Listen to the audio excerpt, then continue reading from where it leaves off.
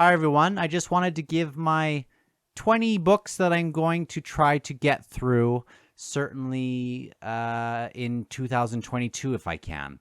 Some things will jump onto the list, some things will bump themselves off the list because of something else, but these are the ones that I am currently kind of eyeing the most, that I am most looking forward to. I have them broken down into different categories because I like all sorts of different things.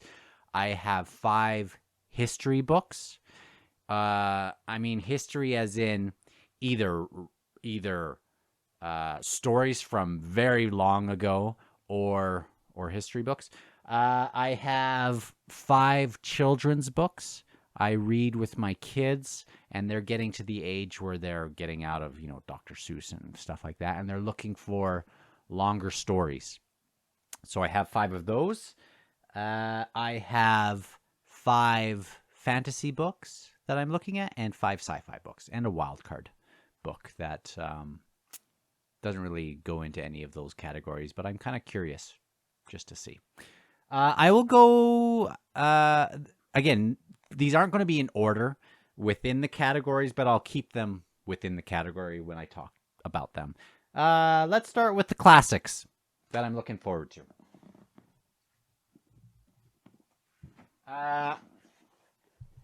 Again, in no particular order, I am looking forward to The Journey to the Center of the Earth by Jules Verne.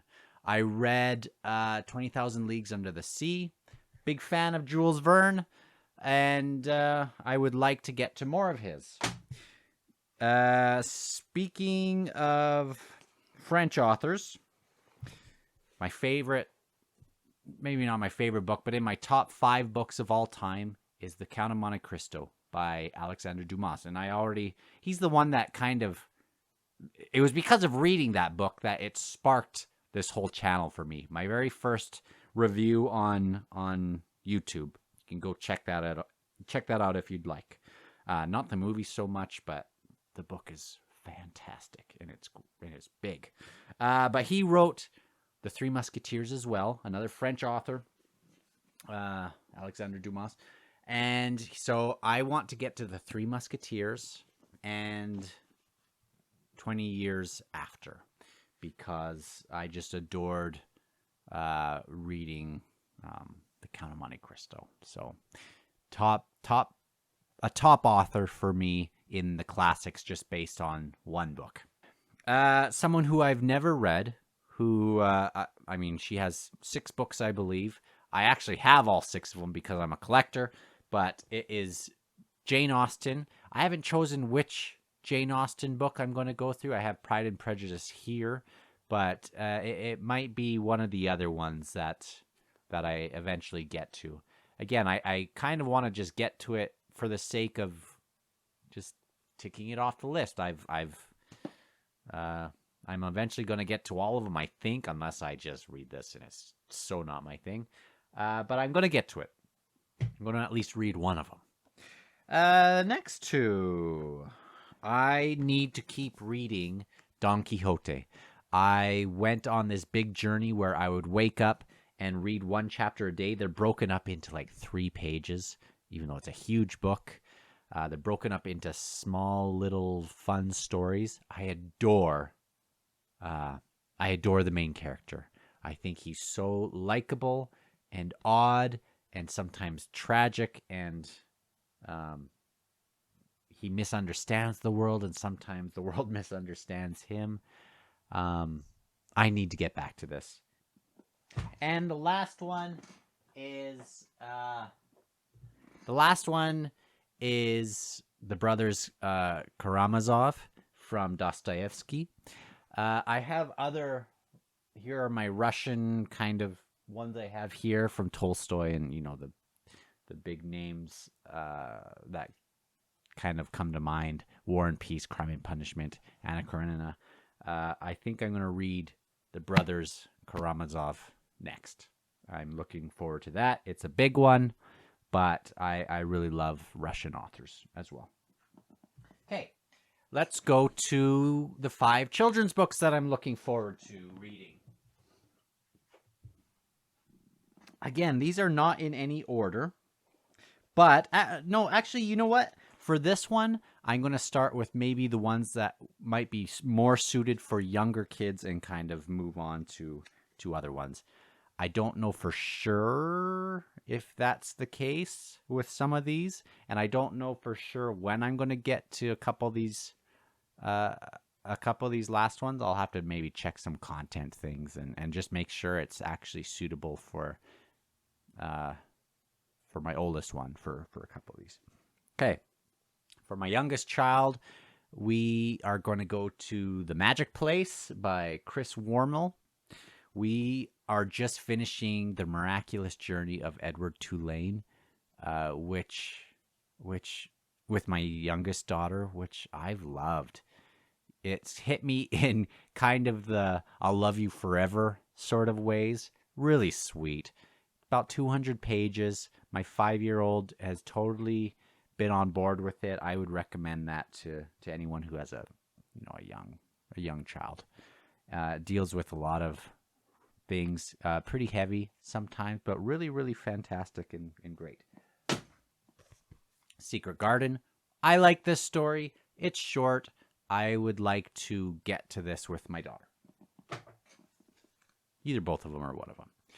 Princess Bride, we're eventually going to go through this together. My oldest daughter is a huge fan of The Princess Bride, as we all are.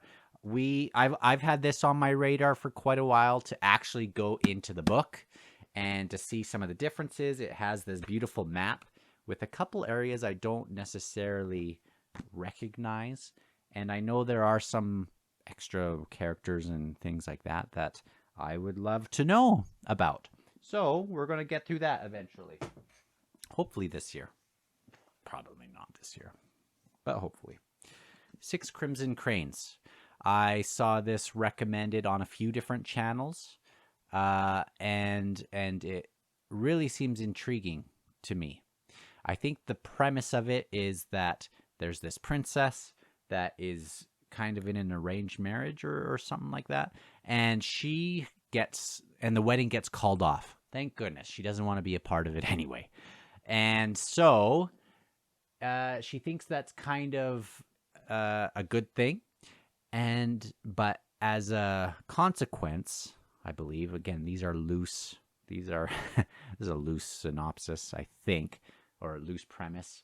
Because of this, her brothers got turned into cranes, and she can't speak of that happening, or else, or maybe even she can't speak, or else the cranes will start dying off one by one. Her brothers will start dying off.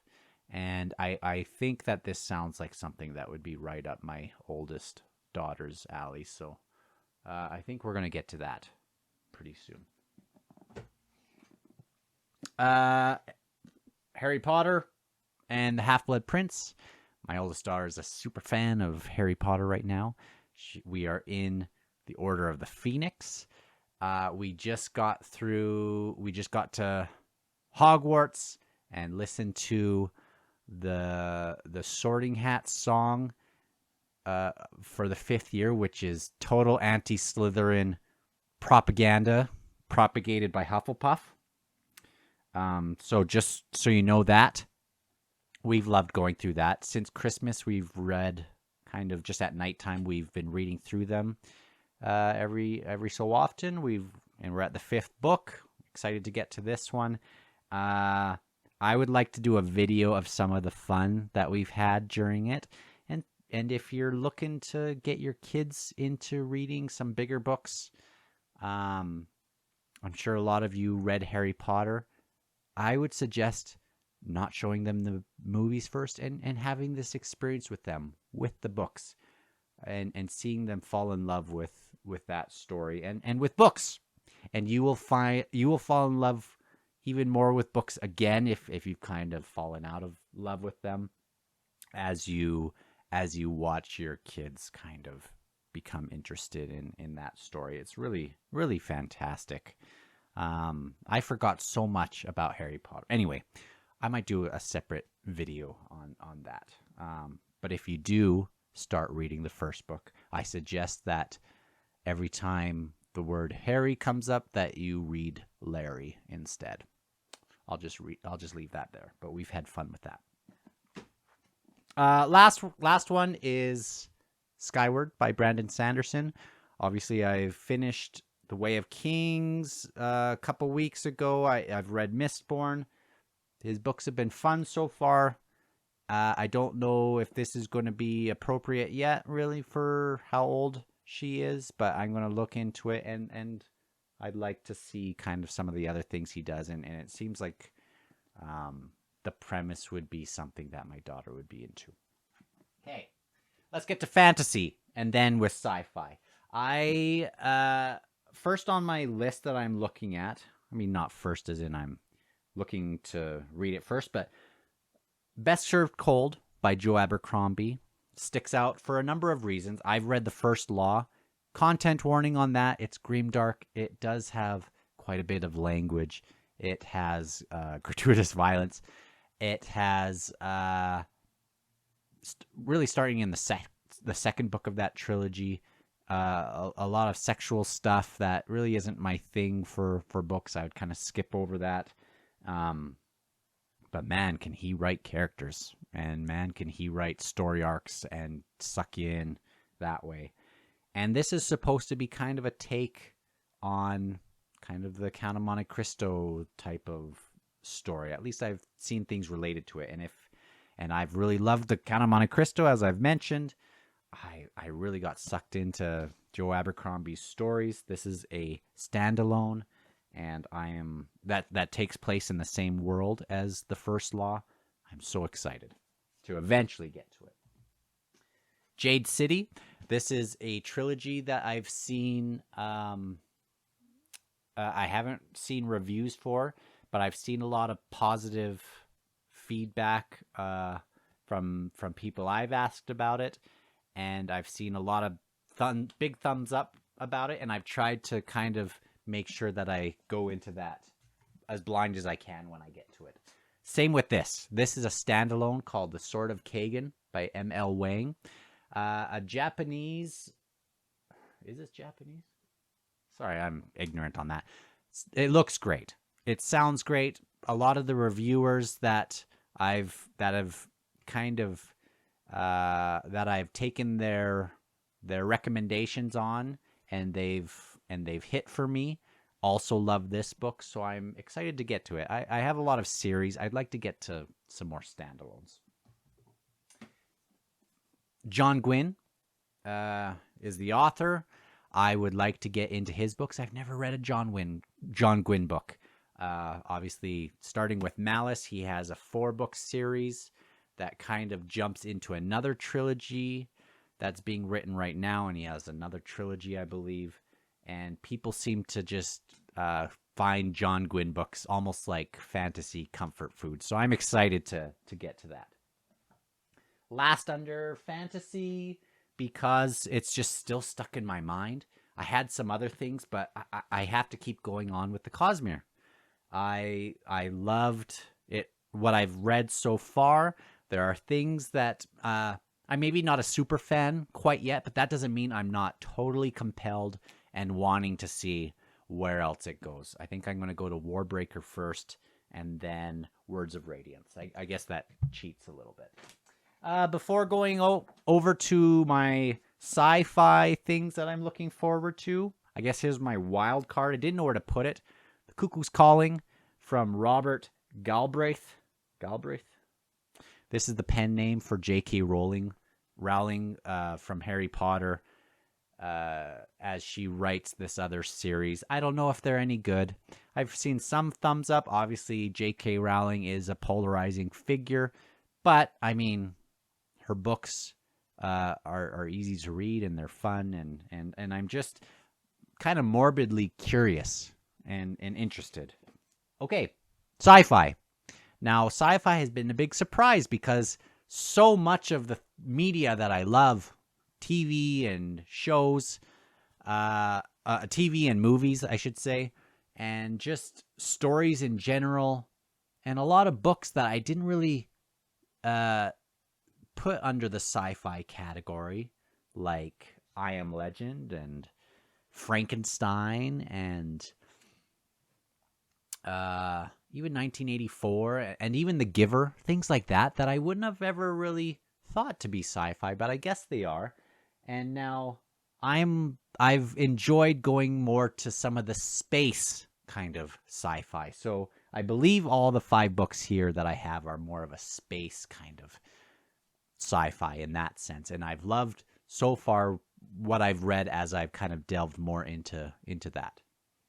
I mean, it's not all new to me, but I really have 5 space sci-fis on my TBR. First one is, in general, I want to read more Alistair Reynolds. And the first one I'm going to do is House of Suns. I believe the synopsis for this is someone has cloned themselves and basically spread themselves all over the galaxy, maybe even the universe, cross galaxies, not sure. And 6 million years go by, but I might be getting that wrong. No, I got that right. 6 million years go by, but every 100,000 years or so, the clones will kind of gather and let each other know what they found and have little conference or something. I'm not sure. But that hook was enough for me. And for the rest of it, I want to go in blind. Children of Ruin by Adrian Tchaikovsky. I'm so pleased. I'm reading Children of Time right now, and it's just such a treat. It's just made my day in how much I enjoy this author. He was a fantasy author for a long time, wrote 10 fantasy books, and then went to sci-fi. And really great, but you can tell that he has that really good foundational fantasy DNA, and it kind of mixes in the way that it comes off the page in a good way. Children of Ruin is the sequel. Don't know when I'm going to get to that, but with how much I'm enjoying Children of Time, I think I'm going to get to it quick. And certainly I'm going to be looking for the end of the trilogy, which I believe it's going to only be a trilogy, which is coming out in fall. I'll have, when I'm done reading Children of Time, I will have a review for you. And then, I mean, maybe it'll fall flat at the end. Who knows? Death's End. Really looking forward to the conclusion of that trilogy. I'm leaving it just on purpose for now. Holy moly. I love this trilogy so far. And the last 2, Dan Simmons. He wrote Hyperion, the Hyperion Cantos. And more than anything, I am looking forward to Ilium, which is kind of a take on the Iliad, which is Troy and the Trojan horse, Achilles, Agamemnon, Priam, Hector. It's that whole story. And this is a sci-fi kind of take on that story, which I'm really excited for. Speaking of takes on old things, the Sun Eater series is my last sci-fi book. Oh, I forgot history. I'll have to do my history books last. The Empire of Silence is the first book of 4 that are already out in this series. A 5th one is coming out in the fall, I believe, maybe around December. And Hadrian, which was one of the first really productive emperors just after Trajan, he is very, very famous. This is a take on him, I guess. I mean, he has the same name. Really productive emperor. And I believe in this book, brought down low and goes through quite a journey. Really, really highly praised series that I'm very sure that I'm going to love. And I might talk about Hadrian on these history books that I'm going to bring up.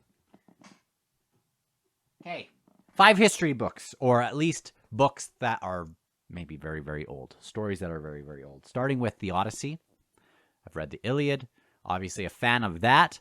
I would like to finally get to the Odyssey. This is one of the books that I've had on my radar for Very, very long time. Medea. This is kind of a sequel of sorts to Jason and the Argonauts. He has won the Golden Fleece. He's with Medea. He has some kids.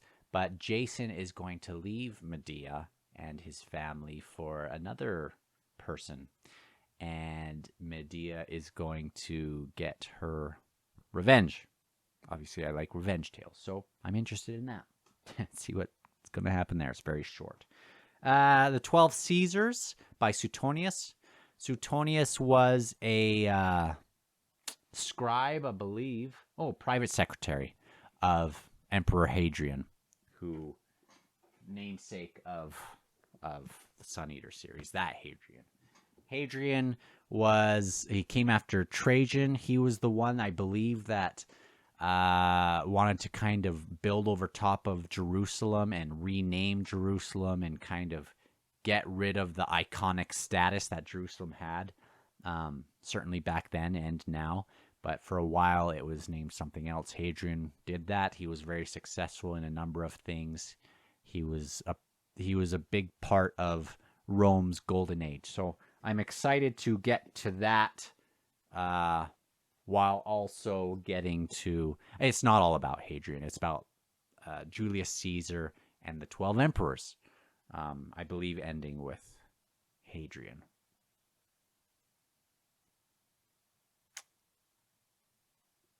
Julius Caesar, Augustus, Tiberius, Caligula, Claudius, Nero, Galba, Otho. Who came before Vitellius? Vespasian? Titus, Domitian. Did I get that right? I think I got that right. And then Trajan and Hadrian. So this would be about those first ones, which are my favorite ones. So, moving on. Also a big fan of Cyrus the Great. This is the Education of Cyrus by Xenophon. We know a lot about Cyrus because of Xenophon, and also Alexander the Great took a lot from Cyrus and took a lot from this book. Without this book, it could be said that Alexander the Great might not have been exactly as influential and motivated as he was before learning about Cyrus. That's an oversimplification, but last book on my history list is Genghis Khan and the Making of the Modern World. Speaking of Cyrus the Great and kind of Persia, why not go into a little bit later what happened kind of in much of the same area with Genghis Khan? And he was a genius. Obviously, he did some funky stuff, but the way they were able to govern that massive area of the world at the time that they did was nothing short of just incredible. So I'm excited to get to that. What are your things on your top 10 or top 5s or whatever, top whatever TBR list? How does it look? It's ever growing. It seems like the more we chip away, the more we stack books on, but we wouldn't have it any other way. Are any of these books that I've mentioned going to make it on your list? Let me know. Let me know when you're planning on reading them, and I might be able to bump some of them up as well. Really hope to see you on the next Dan and Aaron show. I know it's kind of a book review show, but I'm working on a couple ideas and episodes that are really more kind of foundationally grounded into being sci-fi centric. Kind of like there was a little bit of that in the first episode with Project Hail Mary. I want to turn that into just a silly little show, but interesting as well, at least for these 4 months leading to Halloween. Thank you for being here.